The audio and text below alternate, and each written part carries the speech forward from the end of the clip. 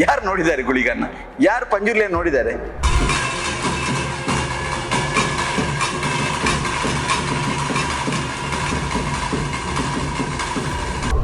So ಇದು ನಾಟಕ ಅಂತ ಹೆಂಗೆ ಹೇಳ್ತೀರಾ? ರೌಡಿಗಳು ಬಂದು ತೊಂದರೆ ಕೊಟ್ಟರು, ಶೂಟಿಂಗ್ ನಿಲ್ಸಿದ್ರು ಮೂರ್ ಸರ್ತಿ. ಆ ದೈವ ಕಟ್ಟುವಂತ ಜನಾಂಗದವ್ರನ್ನ ಗುಡಿ ಒಳಗಡೆ ಸೇರ್ಸಲ್ಲ, ಗೊತ್ತಾ ನಿಮ್ಗೆ? ನಮ್ಮ ದೈವಗಳನ್ನ, ನಮ್ಮ ಭಾಗದ ಕರಾವಳಿ ದೈವಗಳನ್ನ ಸಿನಿಮಾದಲ್ಲಿ ತರಬಾರ್ದು, ತೋರಿಸಬಾರ್ದು.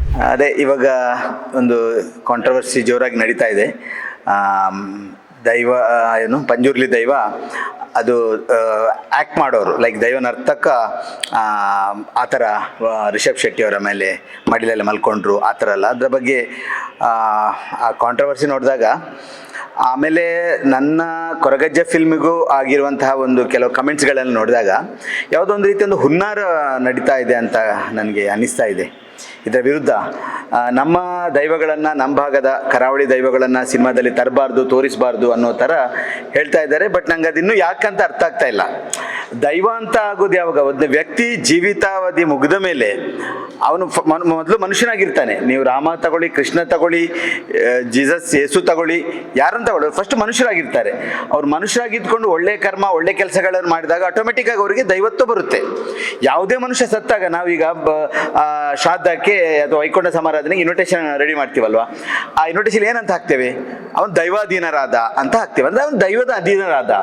ಇಲ್ಲಿ ದೈವ ಅಂದ್ರೆ ನಮ್ಮ ಕಡೆ ಭೂತ ಅಂತಲ್ಲ. ಈಗ ದೈವಾಂಶ ಸಂಭೂತ ಅಂತ ಹೇಳ್ತೀವಿ, ಇಲ್ಲ ವಸುದೈವ ಕುಟುಂಬಕ್ಕೆ ಅಂತ ಹೇಳ್ತೀವಿ. ದೈವ ಅಂದ್ರೆ ಏನದು? ದೇವರು.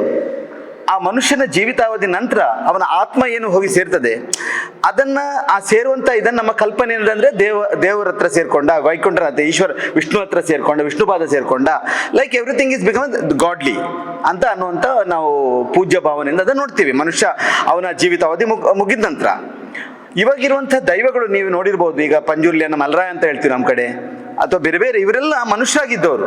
ನಿಮ್ಗೆ ಅದರ ಬಗ್ಗೆ ಇನ್ನೂ ಸ್ವಲ್ಪ, ಯಾಕಂದ್ರೆ ಈಗ ನಡೆಯುವಂಥ ಕಾಂಟ್ರವರ್ಸಿ ಮಾಡುವಂಥವ್ರು, ಅದರ ಬಗ್ಗೆ ಆಕ್ಷೇಪಣೆ ಎತ್ತುವವರು ಬಹುಶಃ ದೈವದ ಬಗ್ಗೆ ಒಂದು ರೀತಿಯ ಪರಿಕಲ್ಪನೆ ಇಲ್ಲ ಅವರಿಗೆ. ದೈವ ಅಂದ್ರೆ ಏನು, ಗುಳಿಗ ಅಂದ್ರೆ ಏನು, ಕಲ್ಲುಟ್ಟಿ ಅಂದ್ರೆ ಏನು, ಪಂಜುರ್ಲಿ ಅಂದ್ರೆ ಏನು ಅವ್ರಿಗೆ ಗೊತ್ತಿಲ್ಲ ಅನ್ಸುತ್ತೆ. ಗುಳಿಗನ್ನು ನೋಡಿದವ್ರು ಯಾರು? ನನ್ನ ಗುಳಿಗೆ ಹೀಗೆ ಇರಬೇಕು ಅಂತ ಹೇಳಲಿಕ್ಕೆ ಇವರು ಯಾರು ನೋಡಿದ್ದಾರೆ ಗುಳಿಗನ್ನ? ಯಾರು ಪಂಜುರ್ಲಿಯನ್ನು ನೋಡಿದ್ದಾರೆ? ಇಲ್ಲ ನಂತರ ಫೋಟೋ ಇದೆಯಾ, ಪಂಜುರ್ಲಿ ಹೀಗಿದ್ರು, ಗುಳಿಗ ಇದು ಹೀಗಿದೆ ಅಂತ ಹೇಳಿದ್ರು ಇದೆಯಾ?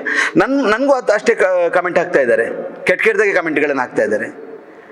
ಸೊ ಅಲ್ಲಿ ಈಗ ರಿಷಬ್ ಅವರು ಒಂದು ಹರಕೆ ಕೋಲ ಮಾಡಿದಾಗ ನಮ್ಮ ಭಾಗದಲ್ಲಿ ಏನಿದೆ ಅಂದರೆ, ಯಾರು ಆ ಪೂಜೆ ಕೋಲ ಸಲ್ಲಿಸ್ತಾರೆ, ಇಟ್ಸ್ ಲೈಕ್ ಹರಕೆ ಸಲ್ಲಿಸುವವರು ನಾವೆಲ್ಲ ದೇವರನ್ನು, ಆ ದೈವಗಳನ್ನು, ಭೂತಗಳನ್ನು ನಾವು ಅದು ನಮ್ಮನ್ನು ರಕ್ಷಿಸುವ ತಾಯಿ ತಂದೆ ಸಮಾನ ಸ್ಥಾನದಲ್ಲಿ ನೋಡ್ತೀವಿ. ಅದು ಕೂಡ ಹೇಳ್ತದೆ, ನಿನ್ನ ಕಣ್ಣಲ್ಲಿ ಕಣ್ಣೀರು ಹಾಕ್ಲಿಕ್ಕೆ ಬಿಡೋಲ್ಲ ಅಂತ.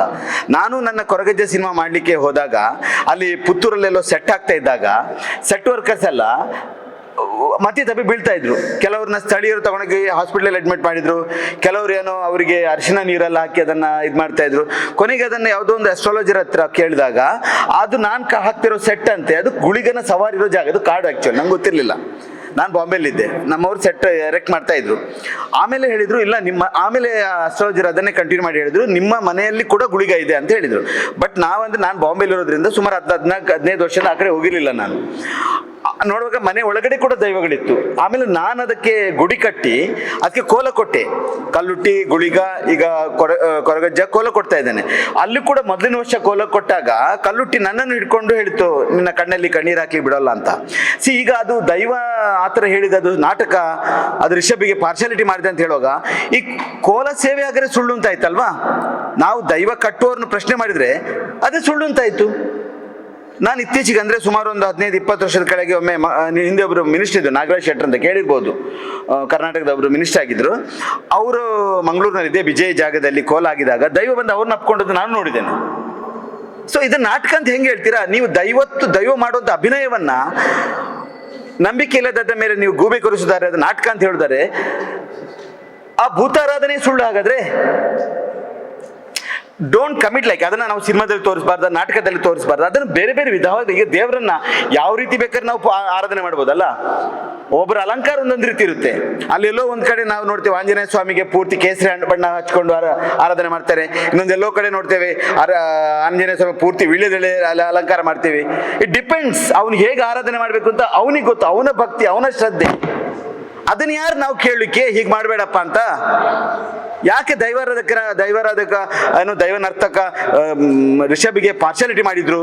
ಕಾಂತಾರ ಹಿಟ್ ಆಯ್ತು ಅದಕ್ಕೋಸ್ಕರ ಪಾರ್ಶಾಲಿಟಿ ಮಾಡ್ತಾರೆ? No, cinema actually 95% risk business. It's not only business, highest risk ಇರುವಂಥ ಬಿಸ್ನೆಸ್.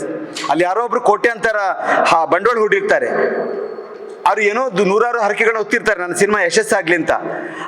ಅಪ್ಪಿತಪ್ಪಿ ಯಶಸ್ಸಾದ ಸಿನಿಮಾಕ್ಕೆ ಅವನು ಮನಸ್ಸಿನ ಒಂದು ಮನಸ್ಸಾಕ್ಷಿ ಪ್ರಕಾರ ಹೋಗಿ ಕೋಲ ಕೊಡ್ತಾನೆ, ಹರಕೆ ಸಲ್ಲಿಸ್ತಾನೆ. ಆವಾಗ ದೈವ ಅಪ್ಕೊಳ್ಳುತ್ತೆ, ನಿನ್ನನ್ನು ಕಷ್ಟ ದಾರಿಯಿಂದ ಹೊರಗೆ ತರ್ತೆ ಅಂತ ಹೇಳುತ್ತೆ. Don't comment such bad comment on ದೈವಾರಾಧನೆ or Rishab Shetty. Don't do that. ದೈವಾರಾಧನೆ ಅದೊಂದು ಪೂಜ್ಯನೀಯ ಭಾವದಿಂದ ನೋಡಿ. ನಮ್ಮ ಕೊರಗಜ್ಜಿಗೂ ಈಗ ಭಾಳಷ್ಟು ಪಾರ್ಶಾಲಿಟಿ ಕಮೆಂಟ್ಸ್ ಬರ್ತಾ ಇದೆ. ನನ್ನ ಶೂಟಿಂಗ್ ಟೈಮಲ್ಲಿ ನನಗೆ ಭಾಳಷ್ಟು ತೊಂದರೆಗಳನ್ನ ಕೊಟ್ಟರು. ಗುಂಡಾಯಿಸಮ್ ರೌಡಿಗಳು ಬಂದು ತೊಂದರೆ ಕೊಟ್ಟರು, ಶೂಟಿಂಗ್ ನಿಲ್ಲಿಸಿದ್ರು 3 ಸರ್ತಿ. ಇದರ ಯಾಕೆ ನಡೀತಾ ಇದೆ ಅಂತಲೇ ಗೊತ್ತಾಗ್ತಾ ಇಲ್ಲ. ಬಹುಶಃ ಒಂದು ವರ್ಗದ ಜನ ಇದನ್ನು ಮಾಡ್ತಾ ಇದೆ ಅನಿಸ್ತಾ ಇದೆ ನನಗೆ. ಐ ಥಿಂಕ್ ಏನೋ ಒಂದು ಹುನ್ನಾರ ಇದು ನಮ್ಮ ಭಾಗದ ದೈವಗಳನ್ನು. ಈಗ ರಿಷಬ್ ಕಾಂತಾರ ಮಾಡಿದ ಮೇಲೆ ಇವತ್ತು ದೇಶಾದ್ಯಂತ ಒಂದು ದೈವಾರಾಧನೆ ಕಲ್ಪನೆ, ದೈವಾರಾಧನೆ ಹೀಗಿತ್ತು ಅಂತ ಆಯ್ತು. ಮೊನ್ನೆ ನಾನು ಕೋಲ ನೋಡಿದಾಗ ಎಷ್ಟು ಜನ ಬಂದಿರಿ, ನೀವೆಲ್ಲ ಬಂದಿರ್ಬೋದು, ನೋಡಿರ್ಬೋದು. ಎಷ್ಟು ವಿಜೃಂಭಣೆಯಿಂದ ಆಯ್ತು, ಎಷ್ಟು ಭಕ್ತಿ ಭಾವ ಅಲ್ಲಿ, ಶ್ರದ್ಧೆಯಿಂದ ಜನ ಅದನ್ನು ಒಪ್ಕೊಂಡ್ರು. ಆರಾಧನೆ ಮುಖಾಂತರ ಈಗ ಅಲ್ಲಿ ಕೂಡ ಹರಕೆಗಳನ್ನ ಸಲ್ಲಿಸ್ತಾ ಇದ್ದಾರೆ. ಸೊ ನಮ್ಮ ಒಂದು ದೇವರಿಗೆ ಪ್ರಚಾರ ಕೊಟ್ಟು ದೇವರ ಒಂದು ಶಕ್ತಿಯಂತ ನಾವು ತೋರಿಸ್ಬೇಕು. ದೇವರ ನಾವು ಗೂಡಲಿಟ್ಲಿ ಸಾಕ್ಲಿಕ್ಕೆ ಏನದು ದೇವರೇನು ಮೃಗಾಲಯದಿರೋ ಪ್ರಾಣಿ ಅಲ್ಲ. ನಮ್ಮ ದೈವಗಳು, ನಮ್ಮ ಗುಳಿಗ, ನಮ್ಮ ಕಲ್ಲುಟ್ಟಿ, ನಮ್ಮ ಪಂಜುರ್ಲಿ, ನಮ್ಮ ಮಲ್ರಾಯ, ಜಾರಂದಾಯ, ಅದು ನೀವು ಪಂಜರದಲ್ಲಿಟ್ಟು ಸಾಕಬೇಕಾದ ಪ್ರಾಣಿ ಅಲ್ಲ. ಅದು ಹೊರಗೆ ಬರಲಿ, ಅದನ್ನು ಜನರು ಆರಾಧಿಸ್ಲಿ, ಅದು ಜನರ ಕಷ್ಟಗಳಿಗೆ, ಜನರ ನೋವುಗಳಿಗೆ ಸ್ಪಂದಿಸ್ತದೆ. ನಿಮಗೆ ಭಕ್ತಿ ಇದ್ರೆ ದಯವಿಟ್ಟು ಅದರ ಮೇಲೆ ನೀವು ತಪ್ಪು ಕಲ್ಪನೆ ಅಥವಾ ಅದರ ಮೇಲೆ ತಪ್ಪು ಪ್ರಶ್ನೆಗಳನ್ನು ಎತ್ತಬೇಡಿ, ಅದರ ಮೇಲೆ ತಪ್ಪು ಹೊರಿಸಬೇಡಿ. ಏನೋ ಸ್ವಲ್ಪ ಕೆಲವರು ದೈವಾರಾಧನೆ ಭೂತಾರಾಧನೆ ಬಗ್ಗೆ ಸ್ವಲ್ಪ ತಿಳ್ಕೊಂಡಿರ್ತಾರೆ, ಅವ್ರು ಸ್ಟಡಿ ಮಾಡಿರಲ್ಲ. ಅಲ್ಲಿ ಏನ್ ನಡೀತಾ ಇದೆ, ದೈವ ಕಟ್ಟುವ ನಾನು ಇವತ್ತಿಗೂ ಕೂಡ ಅಷ್ಟೇ, ಆ ದೈವ ಕಟ್ಟುವಂತ ಜನಾಂಗದವ್ರನ್ನ ಗುಡಿ ಒಳಗಡೆ ಸೇರಿಸಲ್ಲ. ಗೊತ್ತಾ ನಿಮ್ಗೆ? ಅಸ್ಪೃಶ್ಯತೆ ನೋಡ್ತಾ ಇರೆ, ಅದನ್ನು ಪ್ರಶ್ನೆ ಮಾಡಿ. ದೈವದ ಒಂದು ಆರಾಧನೆ ಭೂತಕೋಲ ನಡೆದಾಗ ಕೊನೆಗೆ ಅವ್ರು ಏನ್ ಮಾಡ್ತಾರೆ ಗೊತ್ತಾ, ಒಂದೊಂದು ವರ್ಗದ ಒಂದೊಂದು ಜಾತಿಯವ್ರನ್ನ ಕರೆದು ಅಲ್ಲಿ ಗೌರವ ಕೊಡ್ತಾರೆ. ಒಂದು ಕಮ್ಯುನಿಟಿ, ಇವನಿಗೆ ಶ್ರೇಷ್ಠ ಕಮ್ಯುನಿಟಿ, ಇವನಿಗೆ ಮೊದಲ ಗೌರವ, ಇವನು ಸೆಕೆಂಡ್ ಕಮ್ಯುನಿಟಿ, ಇವನಿಗೆ 2ನೇ ಜಾತಿ, ಇವನಿಗೆ ಈ ಗೌರವ. ನಮ್ಮ ಮೊನ್ನೆ ನಾನು ಕೋಲ ಮಾಡಿದಾಗ ಒಂದೊಂದು ಜಾತಿಯವ್ರನ್ನ ಕರೆದ್ರು. ಒಂದು ಜಾತಿ ಆಯ್ತು, ಇನ್ನೊಂದು ಜಾತಿ ಆಯ್ತು. ಆ ಜಾತಿಯವರು ನನ್ನ ಫ್ರೆಂಡ್ಸ್ ಆಗಿದ್ರು. ನನ್ನ ಪ್ರೊಡ್ಯೂಸರ್ ತ್ರಿವಿಕ್ರಮ್ ಕೇಳಿದ್ರು, ನನ್ನ ಲಿಸ್ಟಲ್ಲಿ ನನ್ನ ಹೆಸರು ಇಲ್ವಾ ಅಂತ. ಪಾಪ ನೋಡಿ, ಇನ್ನು ಆ ಜಾತಿ ಪದ್ಧತಿ ಯಾವುದೋ ಭೂತಾಳ ಪಾಂಡ್ಯ ಮಾಡಿದ ಕಟ್ಟು. ಇದು ಏನ್ ನಮ್ಮ ಭೂತಕೋಲ ಇದೆ, ಅದು ಭೂತಾಳ ಪಾಂಡ್ಯ ಅಂತ ಒಬ್ಬ ಇದ್ದ, ಬಹಳ ಹಿಂದೆ. ಈ ಭೂತದ ಕಲ್ಪನೆ ಬಹಳ ಹಿಂದೆ ಹೋಗ್ಬೇಕದು. ಅವನು ಮಾಡಿದ ಕಟ್ಟಳೆ, ಅವನು ಮಕ್ಕಳ ಕಟ್ಟನ್ನು ತೆಗೆದು ಹಳೆಯ ಕಟ್ಟಾಗಿ ನಮಗೆ ನಮಗೂ ಈಗ ಅಷ್ಟೇ. ನಮ್ಮ ಕಟ್ಟೆಯನ್ನು ನಮಗೆ ತಂದೆಯಿಂದ ಬರೋದಕ್ಕಿಂತ ನಮ್ಮ ತಾಯಿದು ನಮಗೆ ಕಂಟಿನ್ಯೂ ಆಗುತ್ತೆ. ಹಕ್ಕುಗಳಾಗ್ಲಿ, ಅದಕ್ಕೆ ಸಂಬಂಧಪಟ್ಟ ಏನೇ ಒಂದು ನಮ್ಮ ರೆಸ್ಪಾನ್ಸಿಬಿಲಿಟಿಗಳಾಗ್ಲಿ ತಾಯಿದು ಬರುತ್ತೆ ನಮಗೆ. ನಮ್ಮ ಗೋತ್ರಗಳು ಅಷ್ಟೇ ತಾಯಿಗೆ ಜೋಡಣೆ ಆಗುತ್ತೆ. ಇಲ್ಲಿ ಹೆಚ್ಚಿನ ಕಡೆ, ಈ ಕಡೆ ಎಲ್ಲ ನಿಮ್ಮ ಕಡೆ ಎಲ್ಲ ಮಕ್ಕಳ ಕಟ್ಟಿರ್ಬೋದು, ನಮ್ಮ ಕಡೆ ಹಳೆಯ ಕಟ್ಟು. ಅದನ್ನು ಶುರು ಮಾಡಿದ ಭೂತಾಳ ಪಾಂಡ್ಯ. ಯು ಸ್ಟಡಿ ಭೂತಾಳ ಪಾಂಡ್ಯನ ಕಲ್ಚರ್ ಏನು ಅಂತ.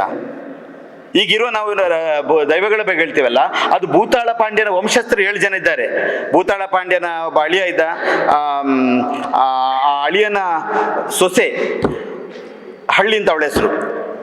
ಅವಳಿಗೆ ಮಕ್ಕಳಾಗ್ಲಿ, ಅವಳ 7 ಮಕ್ಕಳು, ಅವರೆಲ್ಲ ರಾಜನ್ ದೈವ ಆಗಿದ್ದಾರೆ. ಏನು ನಾವು ಮಲ್ರಾಯ ನೋಡ್ತೇವೆ, ಜಾರಂದಾಯ ನೋಡ್ತೇವೆ, ಕಕ್ಕಿಂದಾಯ ನೋಡ್ತೇವೆ, ದುರ್ಗಲಾಯ ನೋಡ್ತೇವೆ, ಮಡಲಿಂದ ಬಹಳಷ್ಟು 7 ಜನ ಇದ್ದಾರೆ. ಅವರೆಲ್ಲ ರಾಜನ್ ದೈವ ಅಂತ. ನೀವು ಅದ್ರ ಬಗ್ಗೆ ಕಲಿಬೇಕು. ಅಫ್ಕೋರ್ಸ್ ನಮ್ಮ ಭಾಗದಲ್ಲಿ ಏನಾಗಿದೆ ಅಂದರೆ ನನಗೆ ಅನಿಸುತ್ತೆ, ಮಂಗಳೂರಿನಲ್ಲಿ ಅಥವಾ ನಮ್ಮ ಕರಾವಳಿ ತೀರದಲ್ಲಿ ಈ ದೈವಾರಾಧನೆ ಬಗ್ಗೆ ಒಂದು ಒಳ್ಳೆ ರೀತಿಯಾದ ನಂದು ಮ್ಯೂಸಿಯಂ ಆಗಲಿ, ಆ ಒಂದು ಲೈಬ್ರರಿ ಆಗಲಿ, ಅದರ ಬಗ್ಗೆ ಸ್ಟಡಿ ಮಾಡುವಂಥದ್ದು. ಈಗ ತುಳು ಅಕಾಡೆಮಿ ಮಾಡ್ತಾ ಇದೆ, ತುಳು ಸಾಹಿತ್ಯ ಅಕಾಡೆಮಿಯಲ್ಲಿ ಬರೀ ಬೇಜಾನ ಪುಸ್ತಕಗಳು ಸಿಗುತ್ತೆ. ನಮ್ಮಲ್ಲಿ ಬೇರೆ ಬೇರೆ ಪ್ರಕಾರದ ಜನಪದ ಕಲೆಗಳಿದೆ. ಯಕ್ಷಗಾನ, ಭೂತದ ಕೋಲ, ಆಟಿಕಳಂಜ, ಸೋಣದ ಮದಿಮಲ್, ಬಹಳಷ್ಟು ಕಲೆಗಳಿದೆ, ಪಾಣರವ ನರ್ತನ. ಅದಕ್ಕೆ ಬೇಕಾದಂಥ ಮ್ಯೂಸಿಯಂಗಳಾಗಲಿಲ್ಲ. ಆ ಸ್ಟಡಿಗಳಾದರೆ ಬಹುಶಃ ಈ ಥರದ ಒಂದು ಕನ್ಫ್ಯೂಷನ್ ಎಲ್ಲ ಹೋಗುತ್ತೆ ಅಂತ ನನ್ನ ಭಾವನೆ. ಸರ್, ನಮ್ಮ ಪ್ರಶ್ನೆ ಏನು ಅಂದರೆ, ಮೊನ್ನೆ ರಿಷಬ್ ಸರ್ ಏನು ಕೋಲ, ಅವರು ದೈವ ನರ್ತಕರು ಆ ಥರ ತೊಡೆಯನ್ನು ಕುತ್ಕೊಂಡು ಇಟ್ಕೊಳ್ಳಲ್ಲ, ಇದು ಕೈಯಲ್ಲಿ ಇಟ್ಕೊಳ್ಳಲ್ಲ, ಅದಕ್ಕೆ ಅಂತ ವೇಷ ಹಾಕೊಂಡು ಅವಾಗ ಬರುತ್ತೆ ಅಂತ ಎಲ್ಲ ಕಡೆ ಸೋಷಿಯಲ್ ಮೀಡಿಯಾದಲ್ಲಿ ಬರ್ತಾ ಇರೋದು. ಈಗ ಅದು ಆ ಮುಖಕ್ಕೆ ಏನು ಬಣ್ಣ ಹಾಕ್ತಾರಲ್ಲ, ಅದಕ್ಕಿಂತ ಮುಂಚೆ ಒಂದು ಎಣ್ಣೆ ಕಟ್ಟುವ ಒಂದು ಎಣ್ಣೆ ತೆಗೆದುಕೊಳ್ಳುವ ಪ್ರಕ್ರಿಯೆ ಇರುತ್ತೆ, ಆಯ್ತಾ. ನಾನು ಈ ದೈವದ ಕೋಲವನ್ನು ಬಹುಶಃ ನನಗೆ ಬುದ್ಧಿ ತಿಳಿದೇನೆ, ಬಹುಶಃ ನಾನೊಂದು ಫಸ್ಟ್ ಸ್ಟ್ಯಾಂಡರ್ಡಿಂದ ನೋಡ್ತಾನೆ ಇದ್ದೇನೆ. ನಾನು 40 ವರ್ಷದಿಂದ ಭೂತಾರಾಧನೆ, ಭೂತದ ದೈವ ಕೋಲ ನೇಮೋತ್ಸವ ಎಲ್ಲ ನೋಡ್ತಾ ಇದ್ದೇನೆ, ಭಾಳ ಹತ್ತಿರದಿಂದ ನೋಡ್ತಾ ಇದ್ದೇನೆ. ನನಗೆ ಭಾಳ ಕ್ಯೂರಿಯಾಸಿಟಿ ಅದರ ಮೇಲೆ, ಅದು ವೇಷ ಹೆಂಗೆ ಕಟ್ತಾರೆ ಆ ಥರ ಎಲ್ಲ. ಈ ಎಣ್ಣೆ ಕಟ್ಟುವ ಮುಂಚೆ ಎಣ್ಣೆ ಹಾಕುವಾಗಲೂ ಕೂಡ ಅವನಿಗೆ ಮೈಲಿ ಬರುತ್ತೆ, ಅವನೊಂದು ಸಣ್ಣ ತೆಂಬರೆ, ಬ್ಯಾಂಡ್ ಡ್ರಮ್ಸ್ ಇರುತ್ತಲ್ಲ, ಇದಕ್ಕೆ ನಾವು ಹೇಳ್ತೀವಿ ತೆಂಬರೆ ಅಂತ ಹೇಳ್ತಾರೆ, ಅದನ್ನು ಬಡ್ಕೊಂಡು ಆ ಭೂತದ ಹಾಡುಗಳನ್ನು ಹೇಳ್ತಾರೆ. ಅದು ಭೂತದ ಹಾಡು ಅಂದರೆ ಅದು ಪಾಡ್ದನ ಅಂತ ಹೇಳ್ತೀವಿ.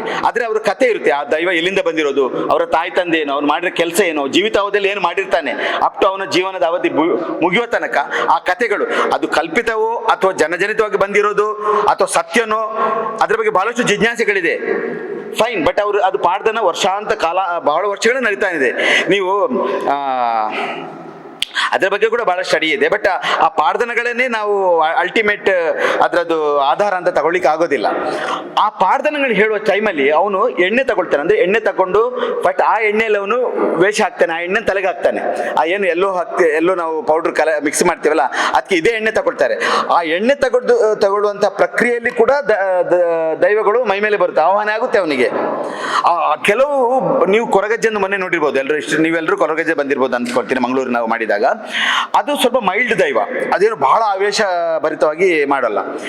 ಕೆಲವು ದೈವಗಳು ಬಹಳಷ್ಟು ಪವರ್ಫುಲ್ ಆಗಿರುತ್ತೆ, ಬಹಳ ವೆರಿ ಫೆರೋಷಿಯಸ್. ನಮ್ಮ ಕಡೆ ಗುಳಿಗನಲ್ಲೂ ಮತ್ತಷ್ಟು ಪ್ರಭೇದಗಳಿದೆ.